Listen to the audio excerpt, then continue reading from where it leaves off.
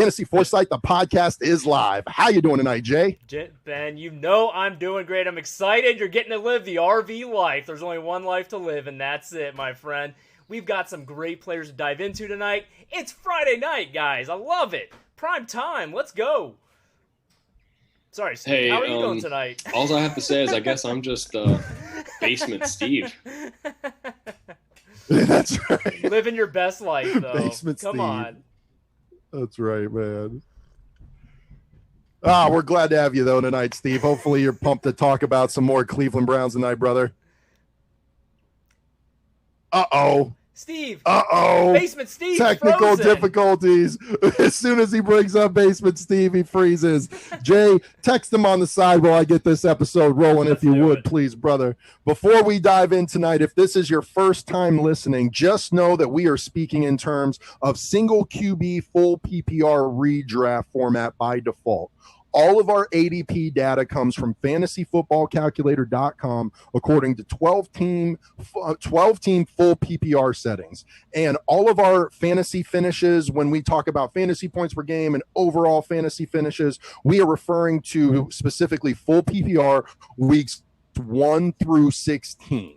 And that is, of course, we get all that information from fantasypros.com. So with that out of the way, let's add one more plug. If you like to consume your information more via reading and not more listening to the podcast, go to fantasyforesight.com, click on the Foresight Encyclopedia tab, and check out Steve's great blog work talking about goal line trends and efficiency and just a lot of great next level deep dive information. It supplements a lot of data on this podcast, and it's a great read. Definitely go check it out. So without further ado, we are going to go through the wide receivers and the tight ends of the AFC North in order of their ADP. And we start off this podcast in the third round at the 309 as wide receiver 10. We have got Cleveland Browns wide receiver Odell Beckham Jr. He's going behind Mike Evans and Adam Thielen and in front of Juju Smith-Schuster and A-Rob Allen Robinson. The Cleveland Browns receivers have the 5th ranked strength of schedule, and the Browns benefit from having the sixth, easy for me to say, ranked offensive line. Now, Odell was not unlike the rest of the Browns, who participated in a very lackluster performing season last year, and thus his aggregate projection is currently wide receiver 23, and Total Foresight slots him in as wide receiver 17. Let's look at the fantasy points per game over the last 3 seasons. Last year, yes, I acknowledge wide receiver 35 in fantasy points per game. But don't forget, people act like he wasn't good in any of the prior seasons before that either. In 2018, just 2 seasons ago, wide receiver 8 in fantasy points per game. The year before that, he was wide receiver 3 in fantasy points per game. And now he did not miss a start last year. He caught 71 catches on 127 targets at a catch rate of less than 56%. He only had in weeks 1 through 16, 954 receiving yards, 13.4 yards per reception, and just 3 receiving touchdowns. He was wide receiver 29 overall, but 11th in targets and 14th in targets per game and 17th in receptions, but he was just 24th in yards, 24th in receptions greater than 20 yards, and 53rd in touchdowns. Injured Odell was only 33rd in consistency and just didn't look right all season. However, at Next Gen Stats, I was encouraged to see that he was still wide receiver 5 in percentage of teams' intended air yards, and he had the 11th fastest play of the year in week 2 when he reached 21.7 miles per hour on an 89-yard touchdown reception. Injured.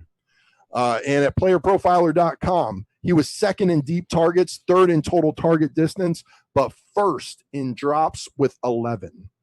Odell did what he did last year despite having a sports hernia since last year's training camp. For anyone to question his commitment at this point isn't paying attention. That team was an absolute clown show with the way Freddie Kitchens ran things. And for Odell not to quit in that environment with that injury requiring surgery tells you everything you need to know about his toughness, heart, and commitment to Cleveland. I mean, this injury was legit and required surgery that gave him a 2 to 3 month layoff. However, Odell has been confirmed 100% healthy since June. Stefanski and the Browns have been steadfast in saying that he has been a model citizen and an outstanding teammate this entire offseason. And word is Odell is motivated to reclaim his national status as an elite NFL wide receiver one. And I think he absolutely can and will in Stefanski's offense in 2020. Man, oh man. For Cleveland Browns Nation, I certainly hope that you were right. I'm happy that we have Odell Beckham Jr. I was one of the guys that was like, pop the champagne. We got Odell whenever we traded for him. So believe that. Now, when it comes to fantasy football, he's going as wide receiver 10. And for me, the way I'm looking at the situation, I look at that more of like his absolute ceiling if everything does go right for the Browns next season. And that would include Odell Beckham Jr. being healthy, the best version of himself for the entire season. And we haven't seen that. He's had something or another he's dealt with for 3 consecutive years. But say he is healthy and Baker takes a step and the whole offense clicks, I do think he can hit like wide receiver 10. But that's a lot of ifs. And where he's going in drafts, I wouldn't necessarily want to have to pay up for that and then hope for the best case scenario to come true. And here's the reason I feel like it's the best case scenario, guys. And we'll just start with last season. So last season, he only got 11 red zone targets while Jarvis Landry got 20. They both were pretty much neck and neck in overall targets, but I only bring that up because there's clearly a little bit more of a rapport and a trust that Baker does have with Jarvis Landry. Another big concern I have is Ben, you were talking about some of his point per game finishes he had in New York. He's getting 10.5 targets a game from Eli Manning in an offense that threw the ball 575 to 600 times a season. That comes out to 158 targets in a 15-game fantasy season. He only had 127 last year. And I have extreme concerns about him even hitting 127 next year because when I see how Kirk Cousins only threw the ball 444 times in Stefanski's offense last year, and we brought in Austin Hooper, paid him a lot of money, and he's shacking up with Baker Mayfield. They're becoming BFFs. And you think about there's Kareem Hunt, Njoku. He's still there. He's healthy. I think of all these targets that are going to be limited and they're getting siphoned by different players. I just think I do agree with you. I think that the whole offense is going to be more efficient. I think that Odell will have probably one of his finest seasons he's had in several years. But for me, I feel like that best case scenario that puts him in the low end wide receiver 1, high end wide receiver 2 territory, just because of just a lack of targets. So that's kind of where I am with it. And because we do have that risk, there's always that injury risk because he's just at this point in his career. We have 6 seasons with Odell Beckham Jr. We've seen it more often than not. I'm just kind of giving some of the other guys you can get. Even if I have to reach down a little bit to get a guy that I want, there's just other guys that I feel safer with at that point in time in the draft.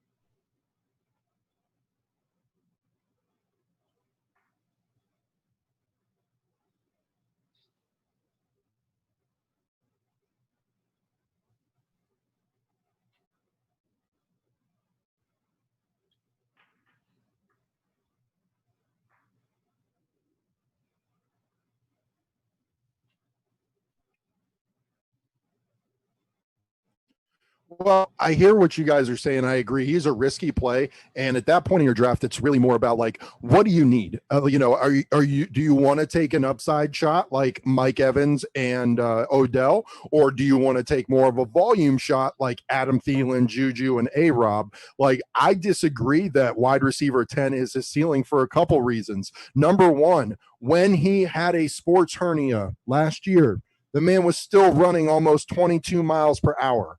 What's he going to be running when he's fully healthy this year? And he had 56% catch rate last season.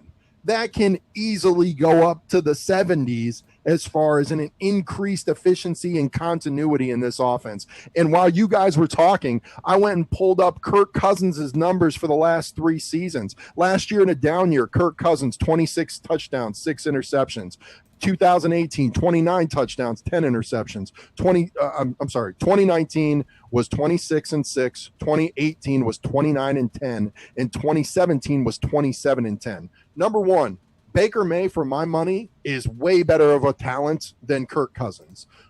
Number two, I think Odell's got something to prove. I think Odell's fully healthy. I think Odell is the type that he really needs to feel each and every day like the team is organized and going in the right direction and making the most out of his talent, whether by virtue of winning or by virtue of his involvement in the offense, and ideally both. And I just think that I can't overstate the change of Stefanski from Kitchens to Stefanski this year. And Steve, even if he only drops down, let's say he drops down 110 targets, man, if he goes up to 70%, he's outperforming. And then if he gets, I don't think 10 touchdowns is outside of his realm of possibility this year. So he gets 10 touchdowns and that efficiency goes up to 70%. His volume can come down a little bit and he can still live up to that ADP price tag.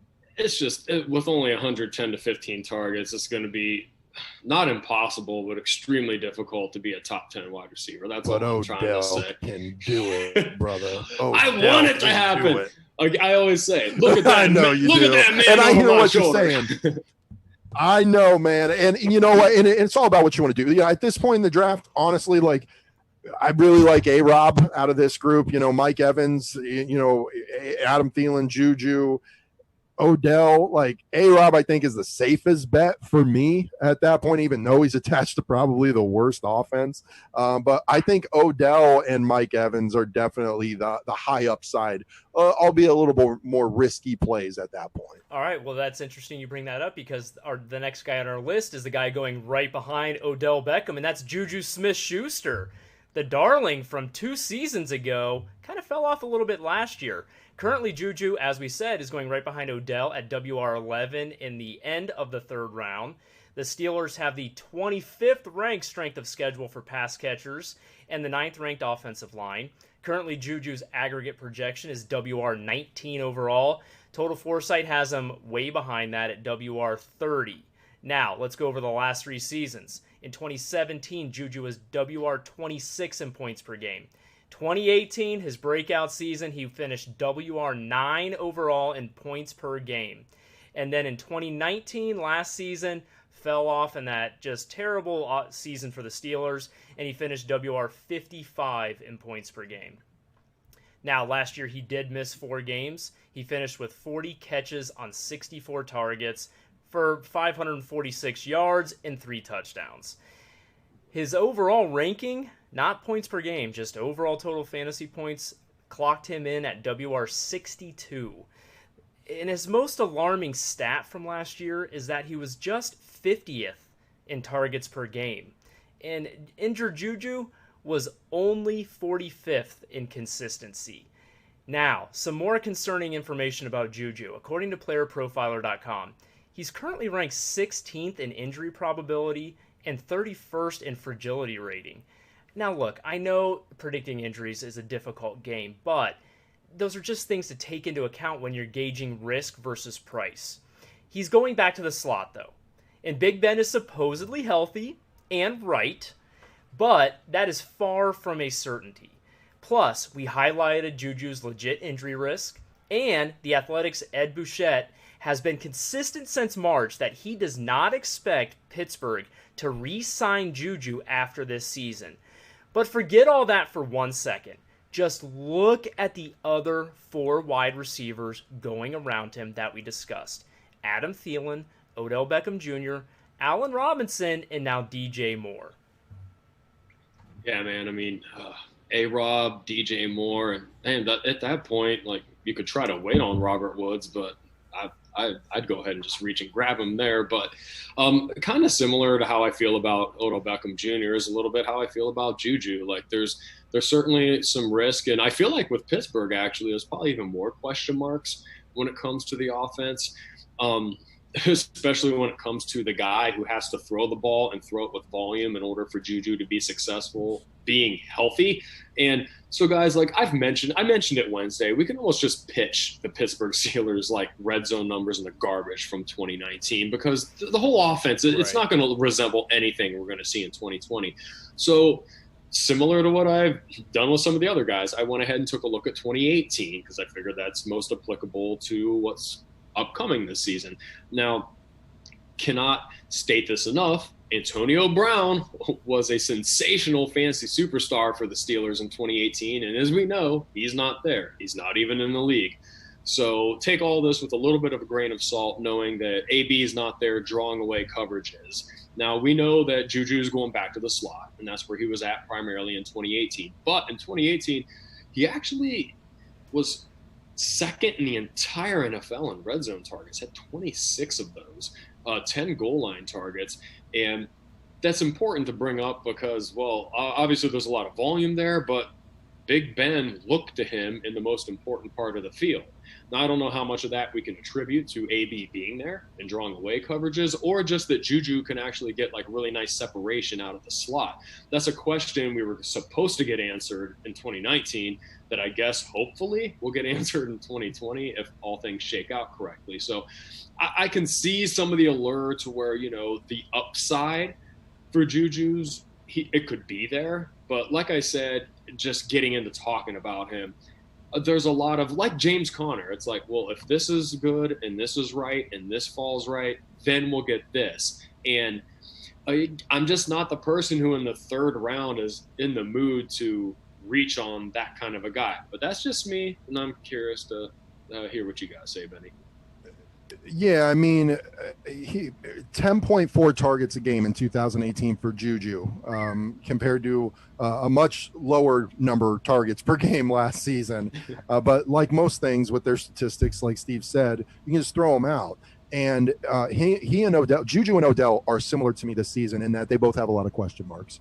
I'm going to acknowledge my fan bias, but you know, when I'm on this podcast and I'm really trying to win my own fantasy leagues, I try my best to remain objective and to really call it like I see it. And I really do believe in the talent of Odell more than the talent of Juju, because like you said, Steve, Antonio Brown was still present in 2018 when Juju was doing all of those great things. Is Deontay going to be able to command the same coverage? I'm sorry, Deontay Johnson. Is he going to be able to command the same type of coverage away from Juju like Antonio Brown did? Absolutely not. So it'll be very interesting to see if Big Ben, if somebody could tell me right now, like Big Ben is legitimately healthy, he is going to make it 16 starts, I would feel a whole lot better about Juju because I know I could just count on him for 10.4 targets a game, and you know, you really like that volume. But I don't know how efficient this offense is going to be. I don't know how pass happy this offense is going to be. I don't know if Big Ben's arm is going to fall off or not. And I know Baker is not coming off of an injury. I know Baker showed up and looked very impressive to everybody in that organization as far as where he was physically. And, you know, Baker didn't have any problems with his throwing shoulder. And I am much more willing objectively to bet on Odell at this price point than I am at Juju. Now, again, Steve, you bring up guys like Robert Woods. You're looking at Allen Robinson and DJ Moore and even Adam Thielen. Adam Thielen's a little older. The back injury concerns me a little bit. But again, if he's healthy, you can pencil him in for a ton of targets as well. So I don't know. If I'm taking a gamble amongst this group, my gamble is going to be on the hopefully the top 5 upside of Odell. Yeah, I'm definitely fading Juju at that price point. Absolutely, no question about it. All right. Well, then, We will move on to the next wide receiver in this division, and that is Cincinnati Bengals wide receiver AJ Green.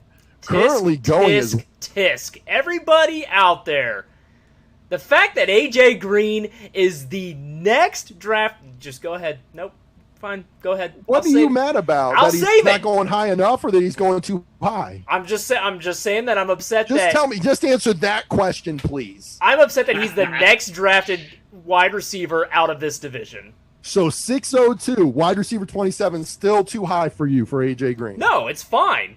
I just think that somebody else. What are you saying? I'm saying that somebody else on this list is way too low. The fact that AJ Green is the next wide receiver. My bad. Okay, Yes. I didn't know you were going here already. My bad. I'm Okay, just well, irritated. you know, neither here nor there. We look at every one of these players in a vacuum. We'll get to Jarvis Landry, but right now we're talking about AJ Green going as wide receiver 27 at the 602 behind Cortland Sutton and Stephon Diggs, and in front of Marquise Brown and Devontae Parker.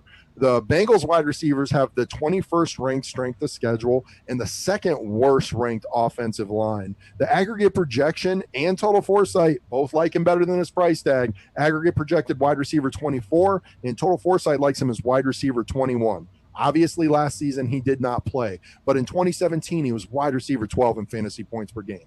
2018 he was wide receiver 17 in fantasy points per game. Now, I will also acknowledge, he's getting older and he's 5th in injury probability, according to playerprofiler.com, and 10th in fragility rating.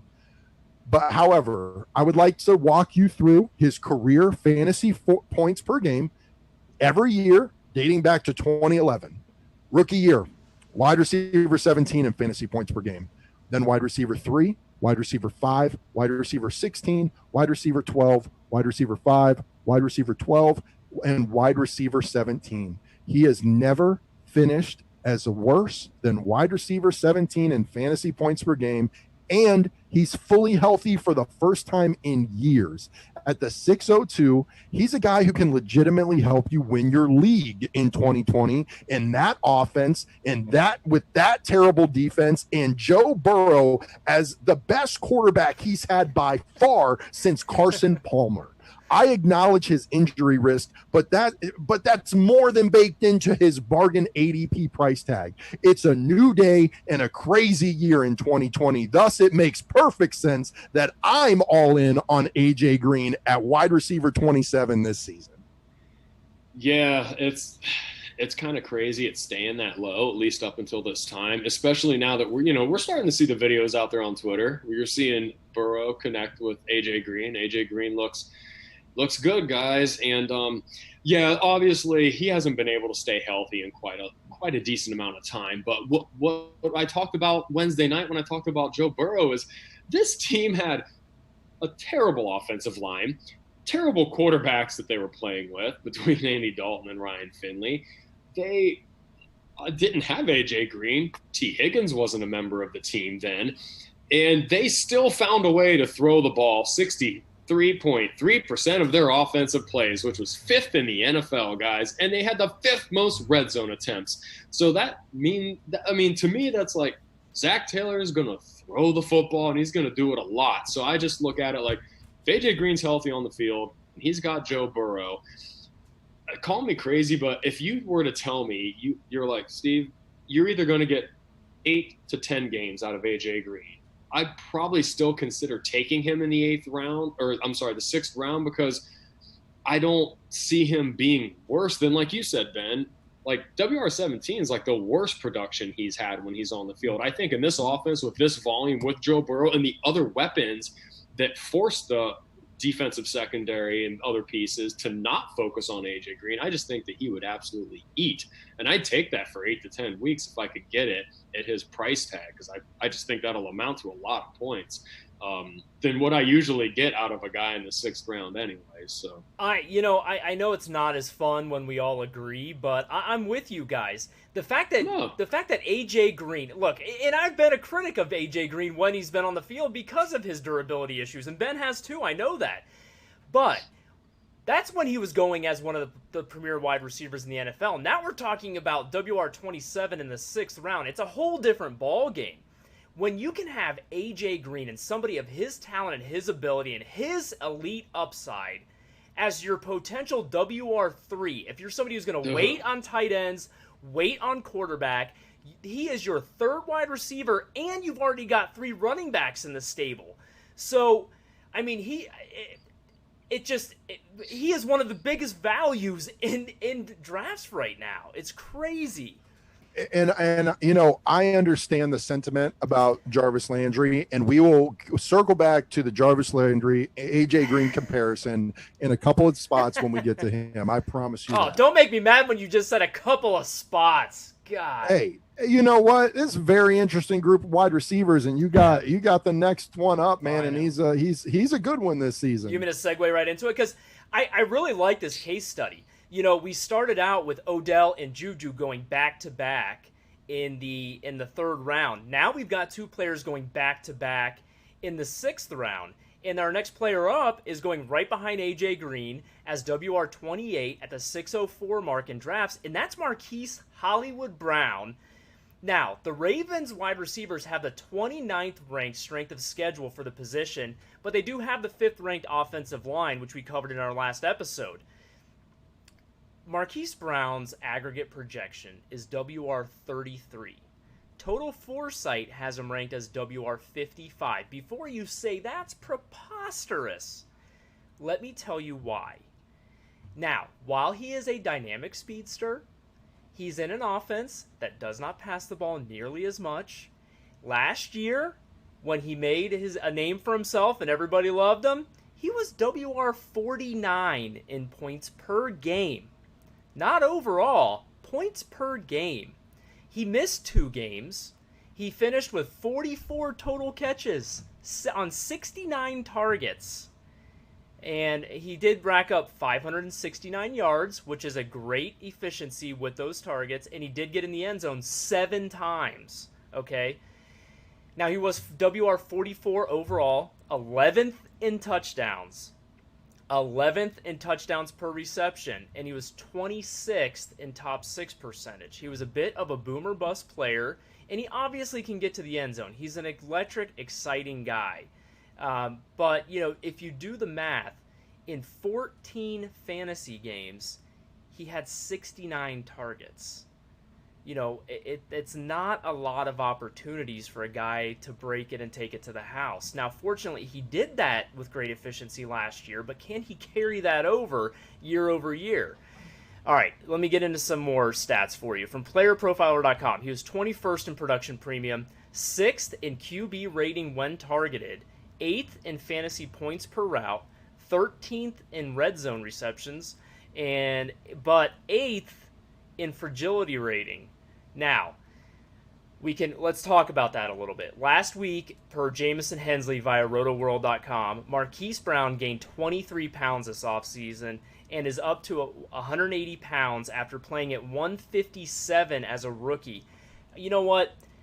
All of the hesitancy and criticism that you think I was putting into my comments, I am taking back, because now I'm seeing that even though I'm a thin guy, I apparently can play in the NFL. So I gotta root for this guy. I got a shot. All right, and don't say I'm not fast enough. That's a minor detail. All right, Brown weighed in at 166 at the pre-draft process and reported to Oklahoma at 144 as a freshman. So he's put on some serious weight. We're typically not fans of skill players adding a bunch of weight, but Brown said he had the Ravens send him a GPS tracker to make sure he wasn't losing any of his speed, which is Hollywood's best asset. Brown is a very popular year 2 liftoff candidate, close quote. All of that, again, is from Jamison Hensley via rotoworld.com. At this point in the draft, there's a lot of nice wide receivers, and while we haven't seen it from Marquise yet, it isn't hard to see why he should have immensely more upside in 2020. Yeah, Jay, I think, probably a lot of the reason he has that high of an ADP is, like you said, there's a lot of perceived upside. People view him as coming into this season as being healthy. And so I'll just tell you guys really quick, last season, when it came to red zone targets, he was behind only Mark Andrews for the Baltimore Ravens. And he actually tied Mark Andrews with 6 goal line targets. But unfortunately, like the numbers he did have, as far as getting 12 red zone targets, 6 goal line targets, they are pretty pedestrian numbers. But that's just because the Baltimore Ravens simply didn't pass the ball a whole lot. So, that's kind of to be expected. But, I think people are looking at it like he is their WR1, and Lamar Jackson showed what he could do throwing the ball quite a bit last season. So the thought is he's healthy. If they start throwing the ball more, his volume should go up. So I can understand and I get the pathway to him having a successful season. Now, for me personally, I love him as like a wide receiver 3. Why not? Even better in your flex, where he can go off and win you a week. And if he kind of ghosts you a little bit, has one of those like 3 catches, 21-yard kind of games, you're like, it doesn't kill you. But for me anyways, like you said it, Jay, you had the first 2 guys in this podcast going right beside each other and the next 2 guys doing the same thing. And for me, I've seen AJ Green do it before, and I know the situation that he's in. He could certainly do it. It's just a matter of health, and it's still going to be a matter of health for Hollywood Brown too. So I just kind of look at it like, for me, I would lean the way of AJ Green, but I'm not going to eat anyone's lunch for going with,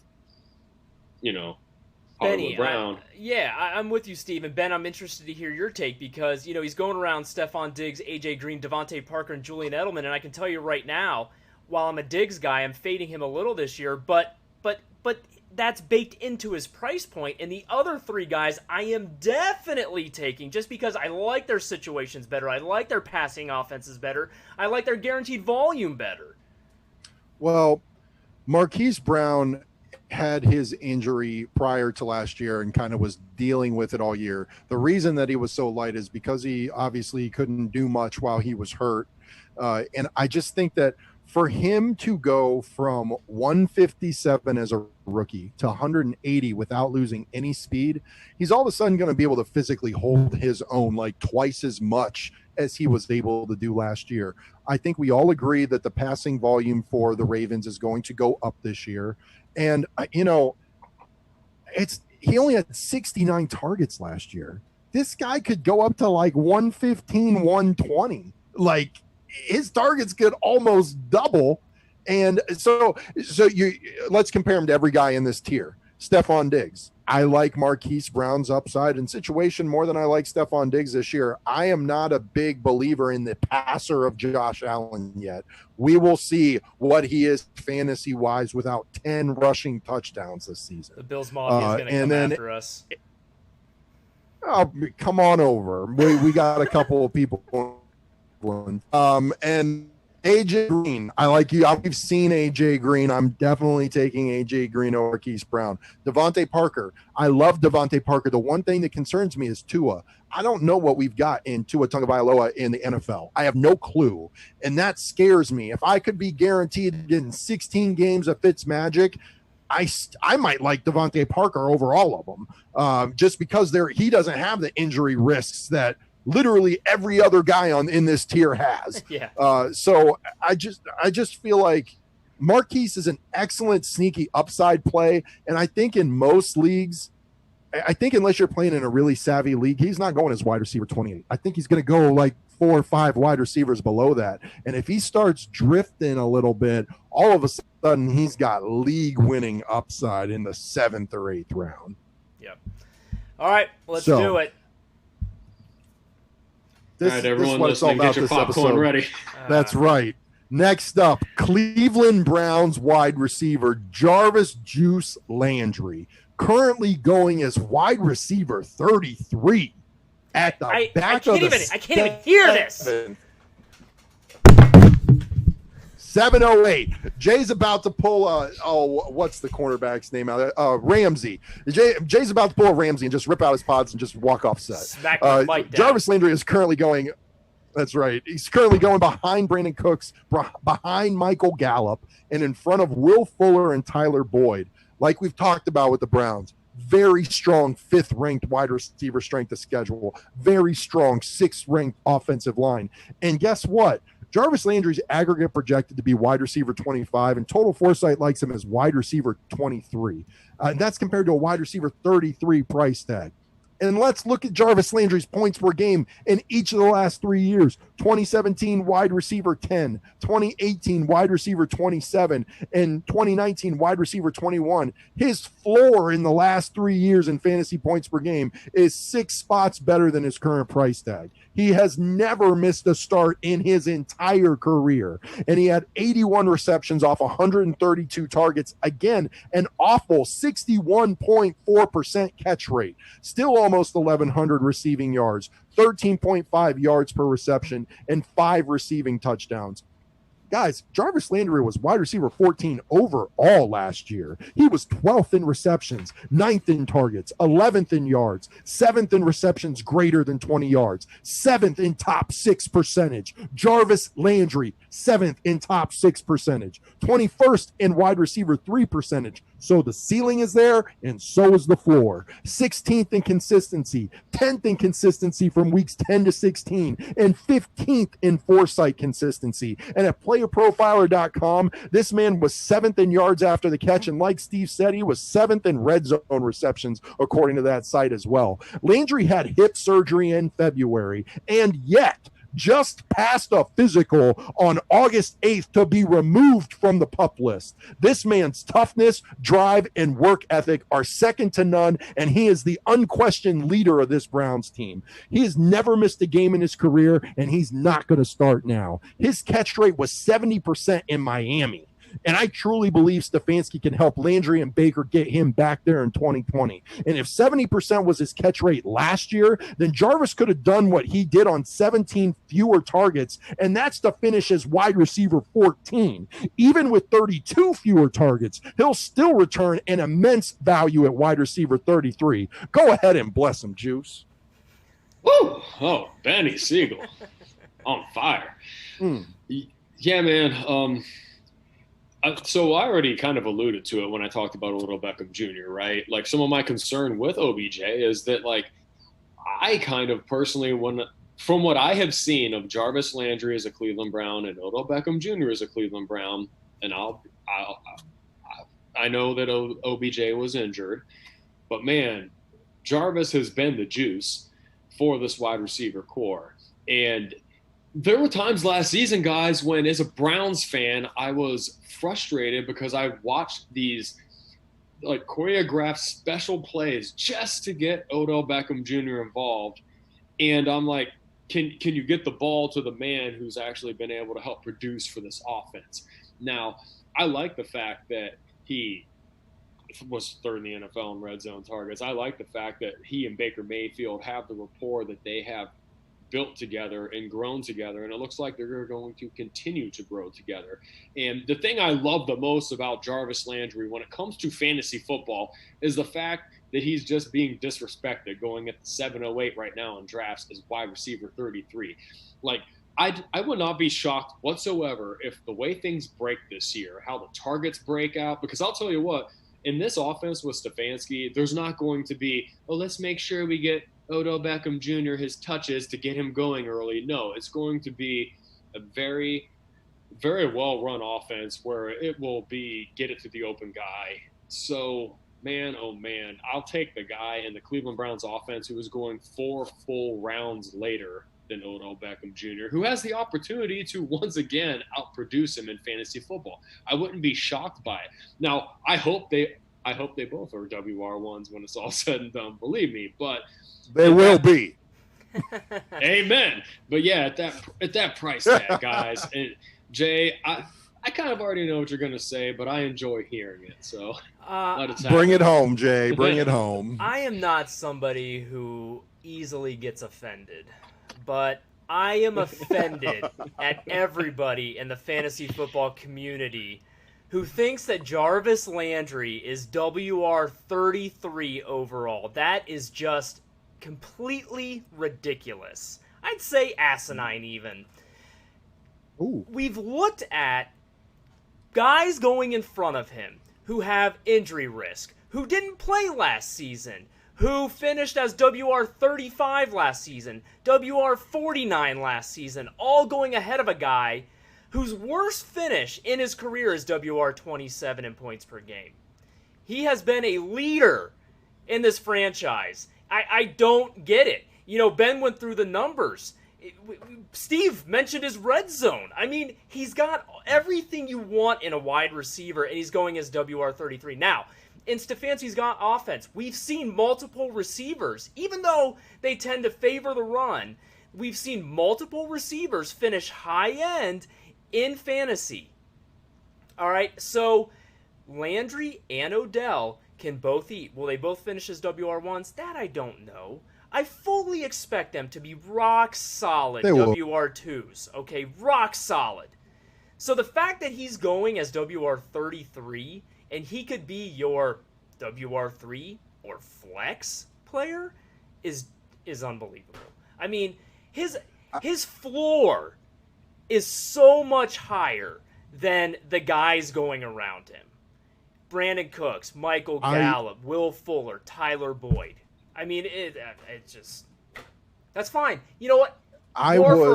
More for us. You're right. And I was as let down last year by Steve and I were both very low Browns at the end of last year, and really throughout an early portion of this. But the more you dig into these numbers and the more you hear about Stefanski and the more you hear from Baker Mayfield, he just had a Zoom meeting today with a bunch of press where he just sounds like a dialed in, mature professional. He sure looks like he's in the best shape that we have seen. And I truly believe, no bias, based on all of my research and everything that I am observing, that Odell Beckham is a locked and loaded top 10 wide receiver and Jarvis Landry is a locked and loaded top 20 receiver in 2020. I mean, guys, that's just how I feel. From an outside observer, and I'm not a Cleveland Browns homer, but when is the last time from an organization, top to bottom, including players, you have seen the Browns have this type of professional tone across the board? Usually there's always something. Players saying something, GM doing something ridiculous, whether it's draft or comments. I mean, it's always something, and now all of a sudden it's like, wait a minute. Same page. Odell's all sounded mature. Odell sounded like a mature professional. Right. Bake sounded like a mature professional. Miles sounding the same. Jarvis sounded like he always sound. Kareem, we got some dudes. Nick Chubb, Kareem Hunt. We got some guys. Even Kareem got in a little bit of trouble and right afterwards said all the right things, handled it the right way. You know, so it's a breath of fresh air. So I'm with you guys. I think the Browns take a big step forward, hopefully this year. All right, let's get on to our next guy, and that is the second Cincinnati Bengal off the board right now in drafts, and that is Tyler Boyd, who is being selected as WR35 in ADP currently, going a couple spots now behind Jarvis Landry. He's going behind Will Fuller. I'm sorry, guys. Tyler Boyd's going behind Will Fuller. Come on, man. What are we doing? Jay, there's the upside in case he plays six games. Yeah, I gotcha. I on the other hand just posted "Wake me up when we're done with Boyd." So. All right, fair enough. He's going in front of Deontay Johnson and Deebo Samuel. The Bengals pass catchers, as I had mentioned, have the 21st ranked strength of schedule and the second worst offensive line. Tyler Boyd's aggregate projection is WR28.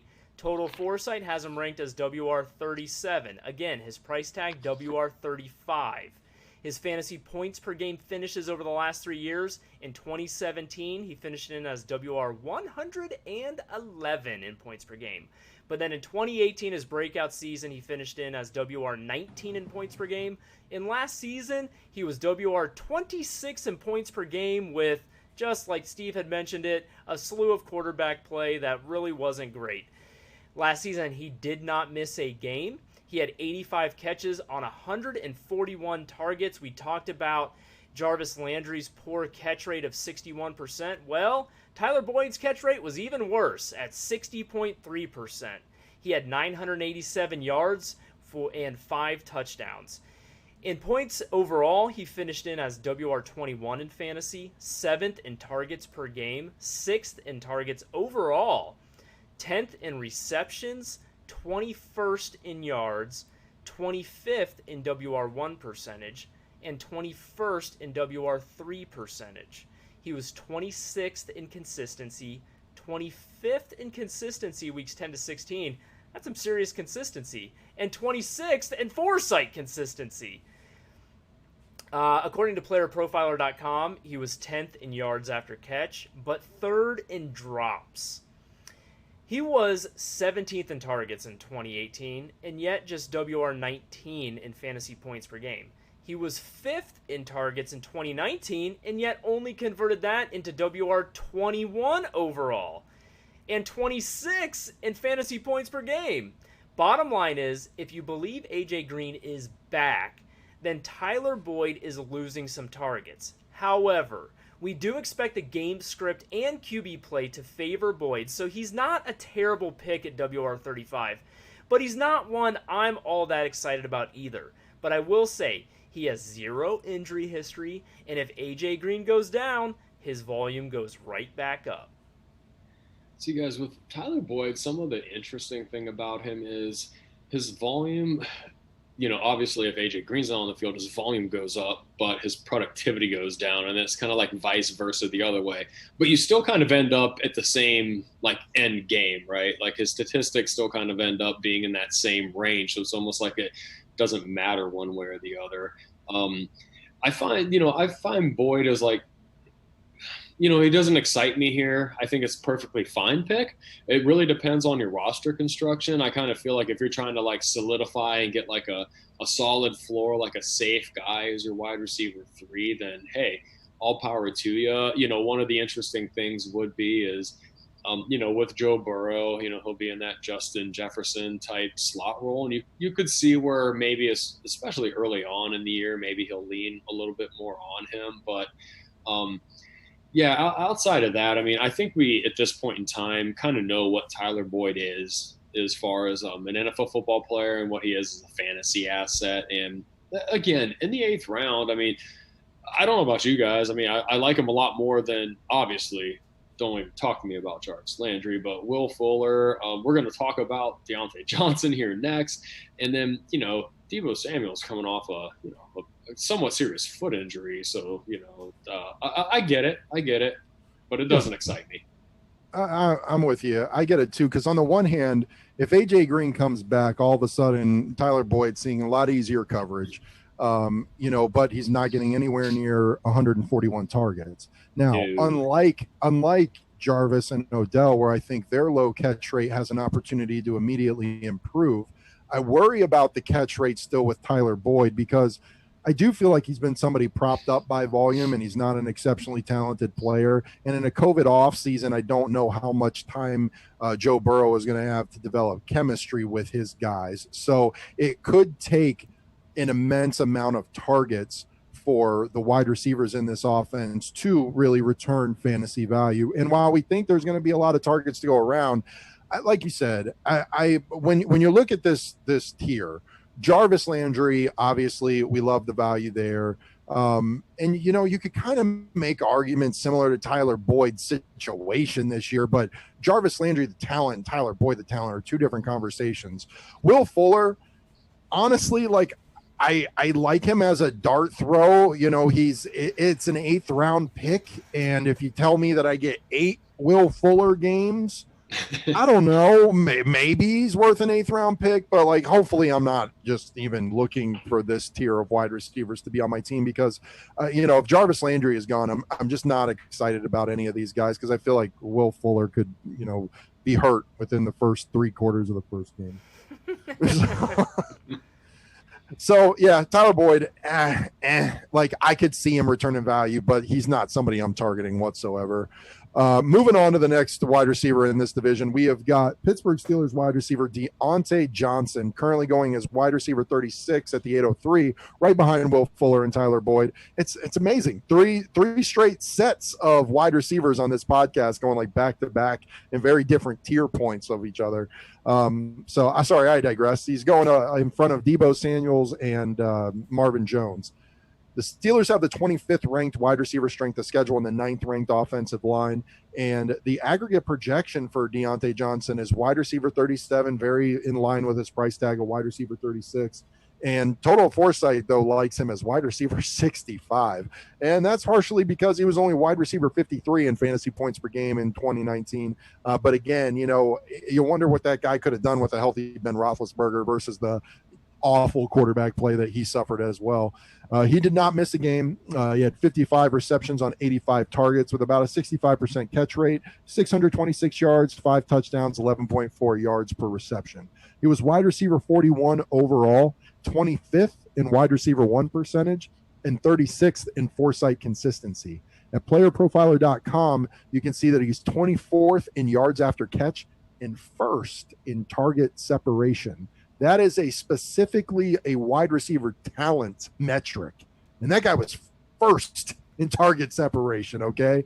Lots of buzz out there that this guy was a decent QB away from breaking out last year. He was wide receiver 13 or better 4 times in a really bad and really weird year for that offense. If this is in fact, and I'm so thankful that this is one of the last times we have to say this phrase because I've said it a million times, if this is in fact vintage Big Ben, and if he is in fact healthy, and this is a typical Steelers type season, then Deontay Johnson could be the wide receiver in this group with the most league winning potential. I would say Will Fuller, but like I said, he's going to last about 5 minutes into the first game.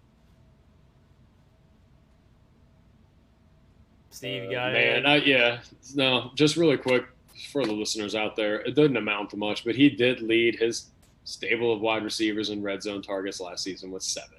Had 1 goal line look, and I, like you said, Ben, for this phrase, and I'm thankful this can be the last time that I say it, we could throw the entire 2019 Steelers season out the window because it didn't really matter. And yeah, Ben, every point you made, it's valid. We're just going to have to see what happens. I feel like his price tag's appropriate with where he's going. I mean, it's going to be a hit or miss pick. Yep. Honestly, like I'm not bashing the Steelers because I really don't care one way or another. But I think the player on that entire offensive side of the football that most intrigues me in fantasy is Anthony McFarland. So that's where I'm at with it. Shall we move on to some tight ends? Yes, sir. We've got a couple of really top-notch ones coming up. All right. Leading off, the first tight end off the board from the AFC North is Mark Andrews of the Baltimore Ravens, going in as tight end 3 overall behind Travis Kelce, George Kittle, and in front of Zach Ertz and Darren Waller. And he is being taken at the back end of the 4th round with the 9th selection. Mark Andrews' the tight ends from the Baltimore Ravens currently have the 4th ranked strength of schedule and the 5th ranked offensive line. His aggregate projection is tight end 5, and Total Foresight actually likes him as tight end 9 this season. His fantasy points per game over the last 3 years. We don't have anything for 2017. 2018, he was tight end 23 in fantasy points per game, but last season he finished in as tight end 5 in fantasy points per game. He did not miss a game. He registered 64 catches on 98 targets for 852 yards and 10 touchdowns. He was tight end 3 overall, which is where he's currently being selected. He was 6th in consistency. He was 7th in consistency from weeks 10 to 16. And 7th in Foresight consistency. He was also 5th in top 6 percentage, meaning only 4 tight ends finished in the top 6 more often than he did. He was 4th in tight end 1 percentage, 6th in touchdowns per reception, 4th in catches greater than 20 yards per reception. He was also 6th in catches, 5th in targets, 5th in yards, 5th in yards per reception, and 1st in receptions greater than 20 yards, and 1st in touchdowns. That may surprise you. According to playerprofiler.com, his best comparable is Eric Ebron. He was also 1st in deep targets at the position, 3rd in completed air yards, 9th in yards after reception, 2nd in yards per pass route, 2nd in target quality rating, 1st in average target distance, 2nd in production premium, 2nd in dominator rating, and 1st in fantasy points per route. I mean, listen, That is a long list of impressive statistics for Mark Andrews. According to ProFootballReference.com, of any second-year tight end in the history of the NFL, Mark Andrews had the 9th best second-year PPR tight end fantasy season of all time. The guy is legit. He is in a perfect situation, and the sky's the limit for him in year 3. He's well worth it at the end of the 4th or top of the 5th. And if you still consider Zach Ertz an elite fantasy tight end, then there's no longer a big 3. There's now a big 4, and Andrews is not on the bottom of that list. And so I have to tell you, fellas, I'm still kind of going back and forth on Mark Andrews, and I have a feeling it's going to probably be that way right up until the season. And of course, the 2020 season will probably help guide me to how I feel about him, like for a longer period of time. I am most interested in your concerns about Mark Andrews. I really am interested to hear what your concerns are. Okay. Well, first and foremost would be this. He only had 14 red zone targets as a tight end last season, which, you know, it's considerable. It ranks 6th. So I'm not saying that's a terrible number, Sure. But he was first with 7 touchdowns. So to me, that screams like really. Can I counter really, that with one thing? He was first in receptions of greater than 20 yards, so he probably didn't need red zone targets because he got himself in the end zone because he went so far. Yeah, but wait, hold on. That's great and that's fair, but we all many, know touchdowns is not a sticky statistic. Wait a minute, Steve.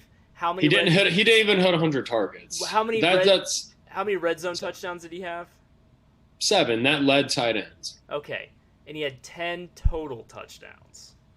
So, you know, like I think what you're alluding to, Steve, is that is a very high percentage of execution on his targets in the red zone, and can he repeat that consistently?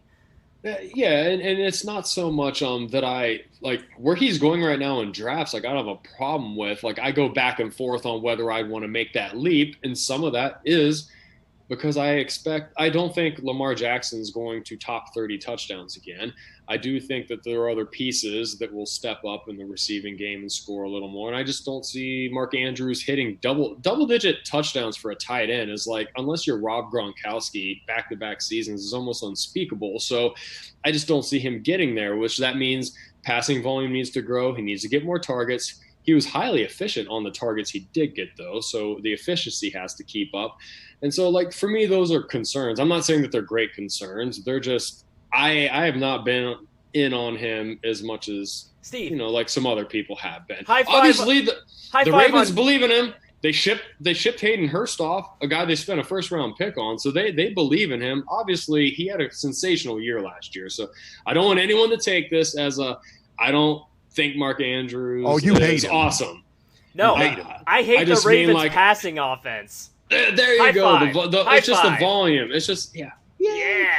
It's just the volume I am concerned about and the efficiency. Like that's all. I wouldn't be surprised if he finished like as a middle of the road tight end 1, which to me I wouldn't want to spend a 4th rounder.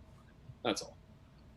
Steve, you agree that the passing volume is going to go up in Baltimore? It should, but I don't know how much. They also brought in Dobbins this year too. Okay. Well, my point is, like, I feel that it is encouraging that he was tight end 3 overall and had 10 touchdowns, despite having a lack of targets and a lack of red zone targets. I feel like it's easy for both of those things to sustain or even go up. And in his third, given that he had the 9th best performance of all second-year tight ends of all time, I just feel like, man, like this guy could absolutely break out in year 3. So, you know, I don't mind. I don't consider this going super early, like 5th round tight end. That's not super early. You could have 2 running backs and 2 wide receivers at that point. So Zach Ertz and Mark Andrews, both their caliber at their position, at their price points, I am totally good with. I feel like Zach Ertz volume's crazy, and I feel like Mark Andrews is in an amazing offense, and I'm not worried about him at all, and I can understand why you would be, man. Like it's a 1 year sample size, and you have been looking through this through the lens of goal line study all year, and so when you see a lack of goal line volume pop out at you, like I totally get that. But for some reason, it just doesn't concern me. I just think he's an elite talent. I think this is an elite offense, and I think he'll find a way to be a top 5 tight end as long as he's healthy. I will say before we move on that 850 yards and 10 touchdowns. Like Steve said, the 10 touchdowns. It's tough to expect that year in and year out, but that production level is on par with wide receivers going late in the 4th round. So I mean, if you're going to go tight end in that spot, it's not too far off what you would expect to get from a wide receiver right in that range also. Steve, right. any closing thoughts on Mark Andrews? Want to make sure Russ wants me to make sure we give you opportunity. Let's throw some more shade at the Ravens passing offense. Thanks, Russ. No, I mean, bottom line for me is just like I said, I'm not out on him. I'm just not as in. And I'm still trying to figure that out. And you know how that goes, guys. And it may very well come. Yeah. For all I know, I'll be in a situation in our league of record where I'm like, well, dumb diddly dee, Mark Andrews is for me. Okay. I was just going to say, this is all peek behind the curtain, kids. He's playing possum because this dude's targeting him in our league of record. Our draft is next weekend. Don't let him fool you. Steve, you know what it is? This offense, it's tough to buy into the passing offense for the Baltimore Ravens. And there are certainly weeks where Hollywood Brown, Mark Andrews, and they'll make you regret not taking them. But I just feel like the weeks where they don't are more often. Yeah, well, it'll be interesting to see. Somebody who is going to be another interesting conversation amongst the three of us, I have to bet, is Cleveland Browns' brand new free agent acquisition at the tight end position, Austin Hooper. He's currently going as tight end 13 at the 1205 behind Jared Cook and Noah Fant and in front of TJ Hawkinson and Mike Gesicki. The Browns tight ends have the 11th ranked strength of schedule, and again, sixth ranked offensive line. Austin Hooper is currently rated as tight end 12 as far as aggregate projection goes. Total Foresight likes him as tight end 8. Let's look at his points per game over the last 3 years. He was tight end 19 in 2017. Improved that to tight end 9 in 2018. Improved that to tight end 3 in 2019. He did miss 3 games last year, but still caught 77% of his passes, 68 receptions on 88 targets for 742 yards and 6 touchdowns. He was tight end 6 overall in just 12 games. He was 5th in consistency, 13th in consistency weeks 10 to 16 after that injury, 10th in Foresight consistency, 3rd in top 6 percentage, meaning there was only 2 tight ends in all of the NFL last year that finished as a top 6 tight end at a higher percentage than he did. And in that same metric as a top 12 tight end, he was 4th. So he was 5th in targets per game, 5th in receptions, 6th in targets overall, 6th in yards, 6th in receptions greater than 20 yards, and 4th in touchdowns. At Next Gen Stats, he was tight end 6 in separation, which is, forget the offense, Browns versus Atlanta. That is just an Austin Hooper stat. 6th in separation, 5th in catch percentage. And then at playerprofiler.com, he was 6th in yards after catch, 6th in catch rate, 7th in target separation, 5th in production premium, 8th in fantasy points per route. Here's the thing. Like I said, in just 12 games in Atlanta, Austin Hooper was tight end 6 overall. If he stays healthy, though there will be a decrease in season-long volume, I actually think he can meet or exceed his tight end 6 totals from 12 games in Atlanta over the course of 15 games in Stefanski's offense. Baker loved targeting his tight ends in 2018 when he was setting the league on fire. So at tight end 13, I definitely don't think you bust on that price tag, but I do think there's absolutely a solid chance that he can return value.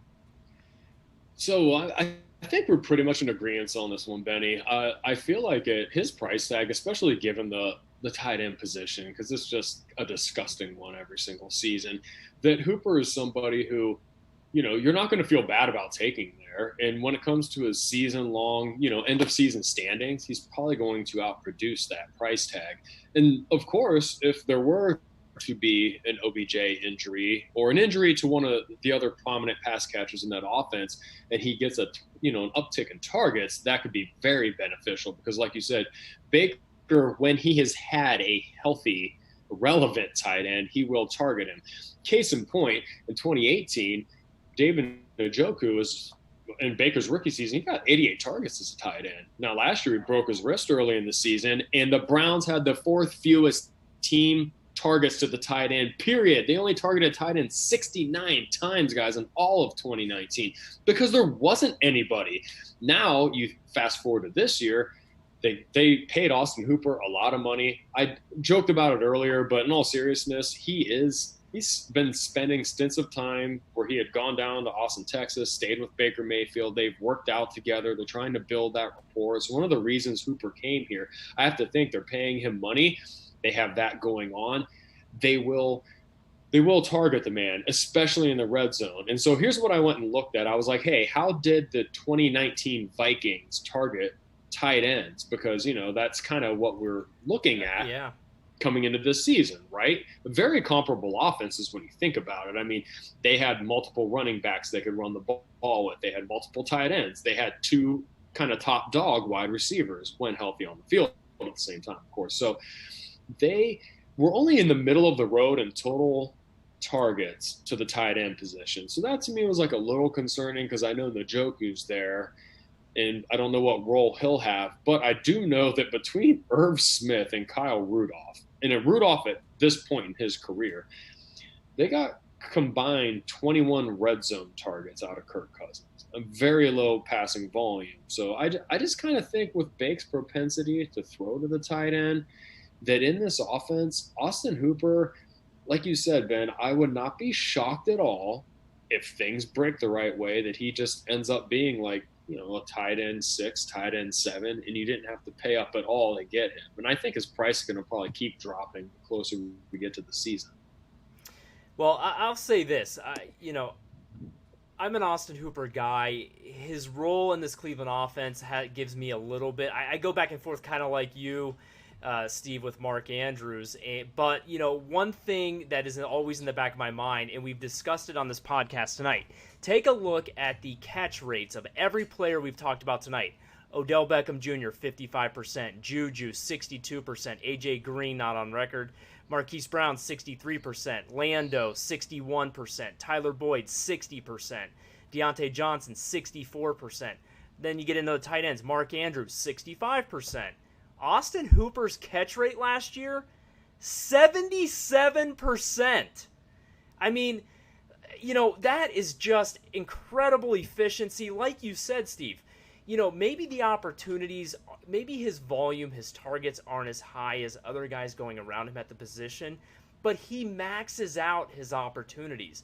And especially if those opportunities are in the red zone where he can score touchdowns, then maybe he is like a Mark Andrews and finishes the season with 10 touchdowns this year, And maybe his yardage, maybe it doesn't increase. Maybe he finishes a little low, around 700 yards, but more in the red zone. Because, in Atlanta, they had plenty of other guys to throw the ball to that were red zone targets. So, where he's going in drafts, I think he can certainly exceed tight end 13 overall for sure.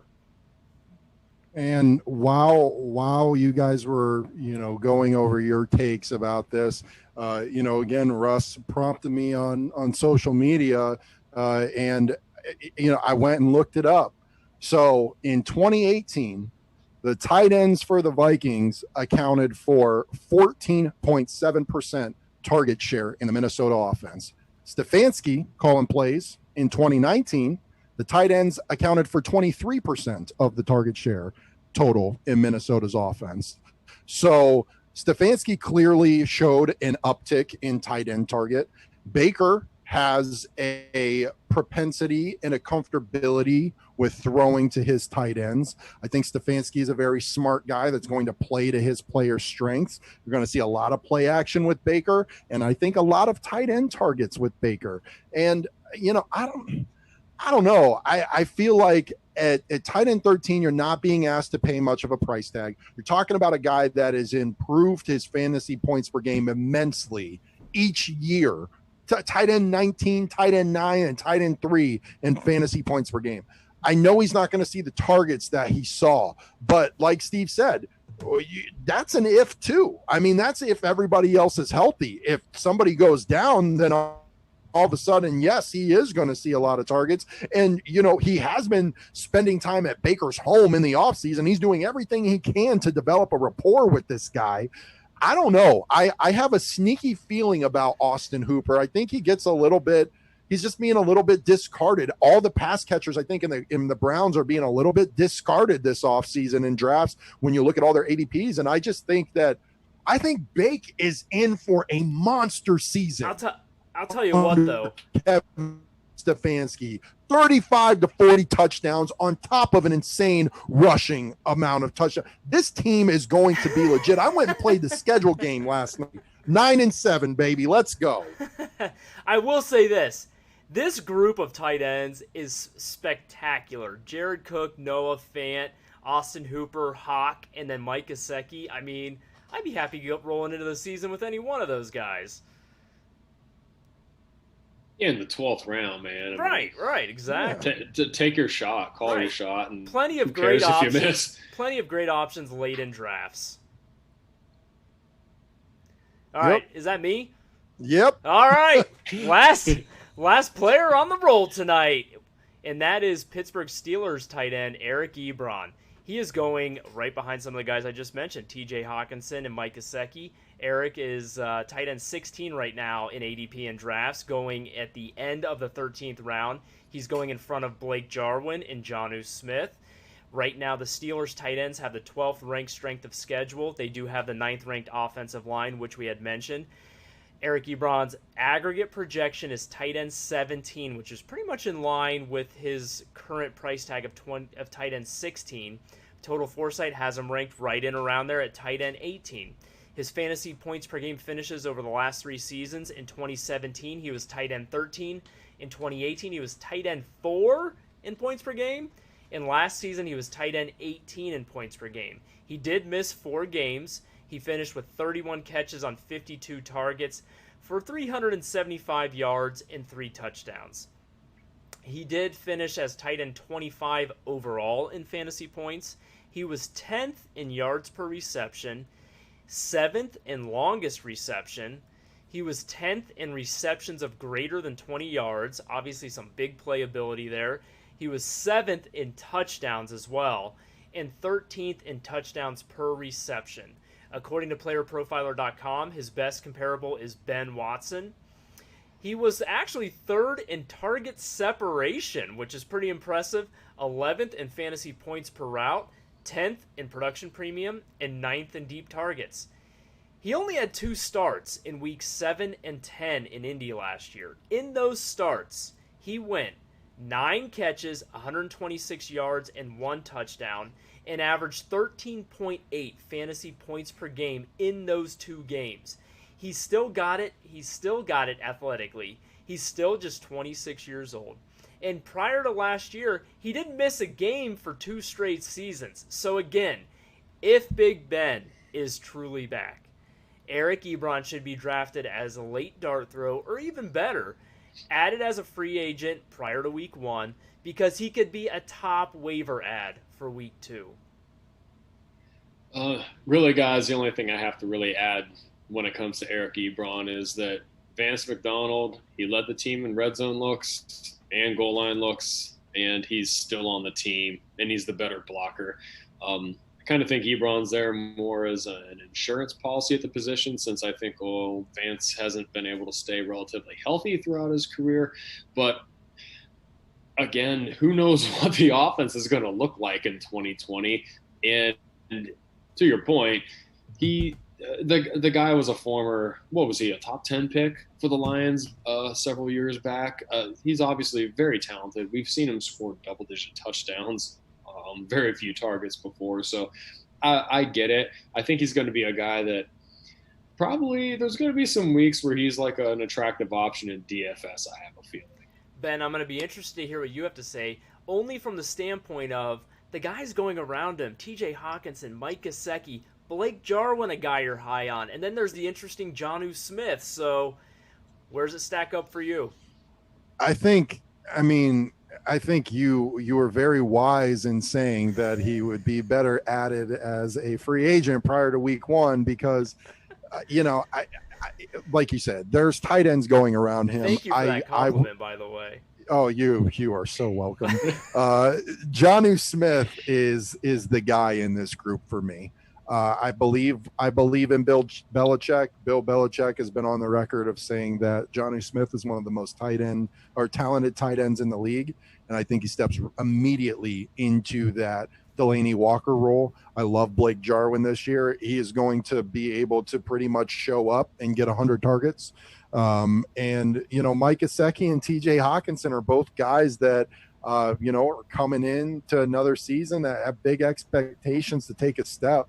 So I don't mind if you have a deeper bench or you like to churn speculative stashes at the bottom of your bench.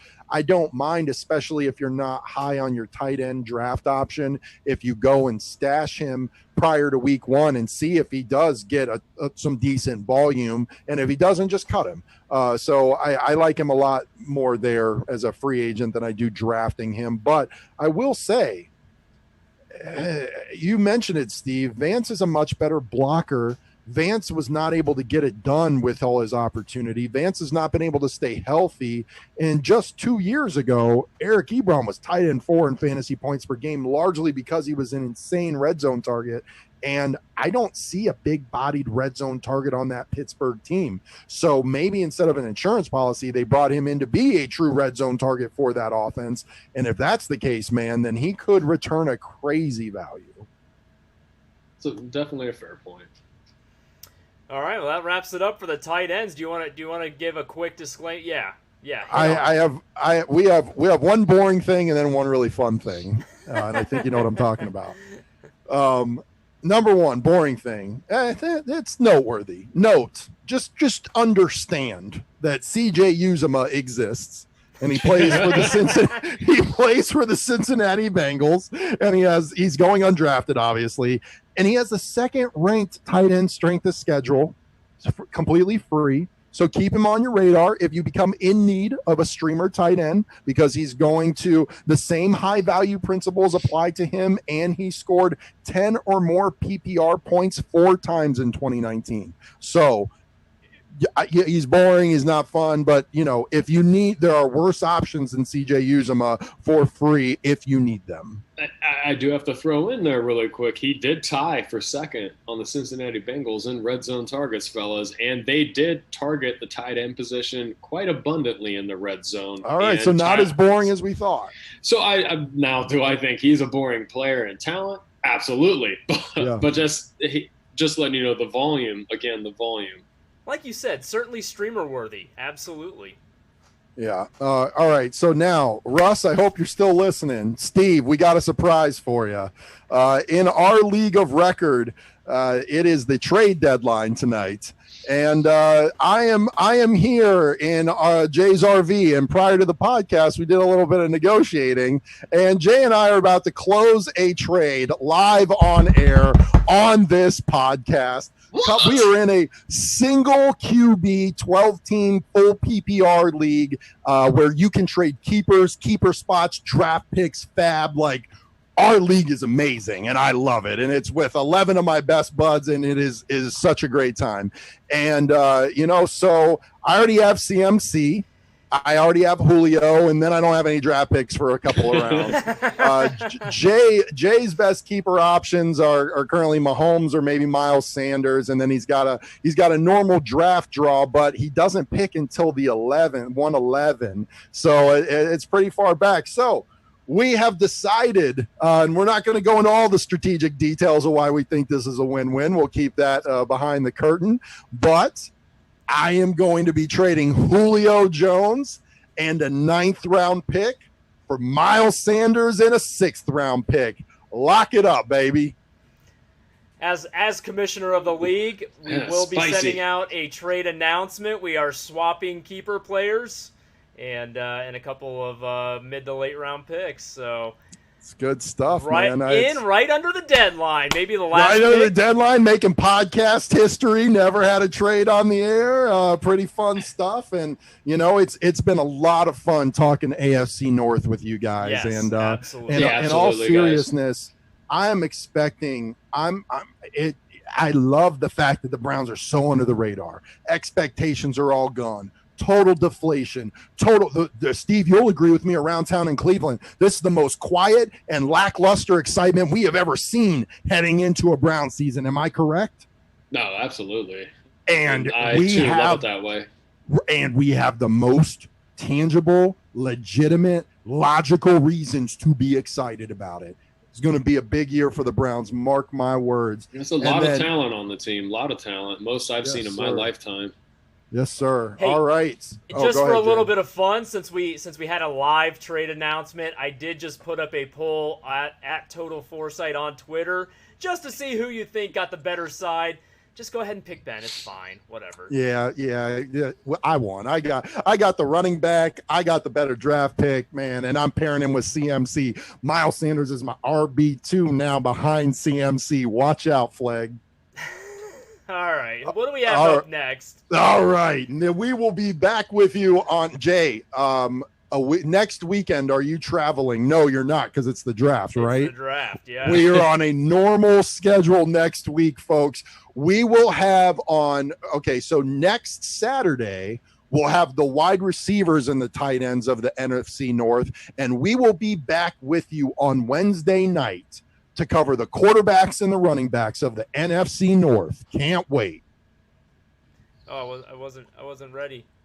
Oh, sorry. Jay can't apparently wait. And can't wait. And that wraps up this episode of Fantasy Foresight, the podcast.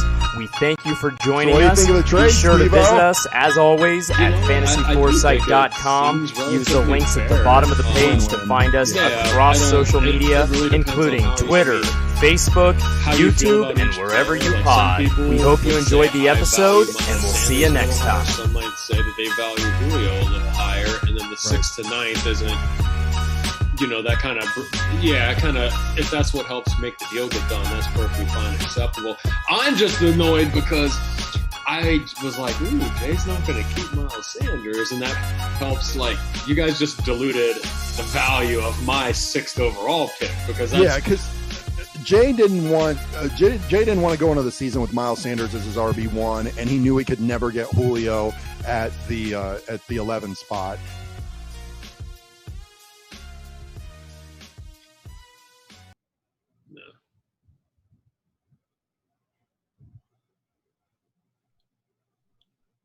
Yeah, and I didn't feel like I could get any running back 2 in the 4th round that I love near as much as Miles Sanders. Oh yeah, Miles is arguably an RB1. And you talk about the 6th round pick, Steve. The